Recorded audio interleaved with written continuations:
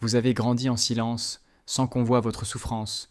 Voici pourquoi votre cerveau a appris à se cacher pour survivre, et comment ce même mécanisme vous empêche aujourd'hui de demander de l'aide. Imaginez une petite fille de 6 ans. Elle tombe dans la cour de récréation. Ses genoux saignent, mais elle ne pleure pas. Elle ne cherche pas la maîtresse. Elle se relève seule parce qu'elle sait déjà, personne ne viendra. Ce n'est pas de la maturité, c'est un diagnostic. C'est ce que les psychologues appellent l'apprentissage de l'invisibilité. Votre cerveau d'enfant, face à des parents distants, débordés ou indifférents, a fait un calcul brutal. Être vu demande de l'énergie. Être ignoré fait mal. Mais être vu, ignoré, fait le plus mal de tous. Alors vous avez choisi la troisième voie. Vous êtes devenu invisible par vous-même. C'était un super pouvoir de survie, mais il y a un prix caché que personne ne vous a dit. Vous pensez peut-être que cette histoire parle des autres, des enfants maltraités, visiblement négligés.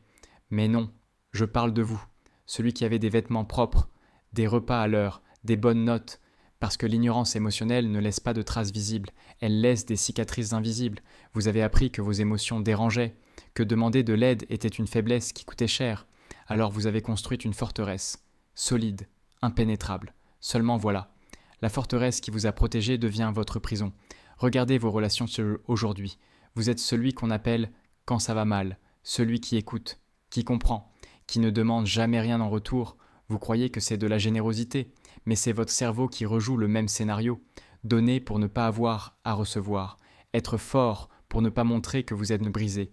Et quand vous avez vraiment besoin de quelqu'un, que se passe-t-il ?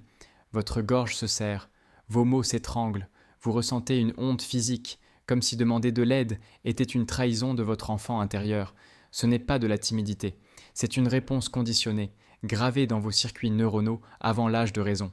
Mais il y a pire, vous avez peut-être construit toute votre identité sur cette résilience. Vous êtes l'indépendant, le stoïque, celui qui ne se plaint jamais. Et cette identité vous a rapporté des dividendes, on vous admire, on vous fait confiance, on vous laisse tranquille, sauf que maintenant, vous ne savez plus qui vous êtes sans ce masque. Retirer le masque signifie affronter une vérité terrifiante. Vous avez faim d'une attention que vous ne savez plus demander. Vous avez soif d'une connexion que vous ne savez plus recevoir. Vous êtes épuisé de porter seul ce poids que vous avez appris à ne jamais partager. Alors que faire ? Pas la thérapie classique qui vous demande de parler. Pas les amis qui vous disent « appelle-moi quand tu veux ». Vous ne pouvez pas. Ce n'est pas un choix. C'est un câblage. La première étape n'est pas d'apprendre à demander, c'est d'apprendre à ressentir ce qui se passe dans votre corps quand vous avez besoin de quelqu'un. Cette tension dans la poitrine, ce nœud dans l'estomac, cette panique silencieuse. Vous devez cartographier votre propre terreur avant de pouvoir la traverser, parce que votre cerveau confond encore aujourd'hui être vu avec être rejeté.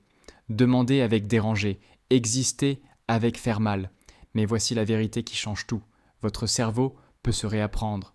Pas en devenant quelqu'un d'autre, mais en devenant visible stratégiquement, par petites touches, avec des gens sûrs. Ce n'est pas une transformation, c'est une infiltration.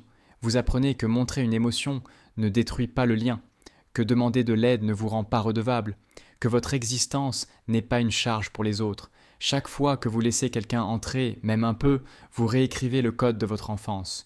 Vous n'êtes plus cet enfant qui devait choisir entre exister et survivre. Vous pouvez maintenant faire les deux.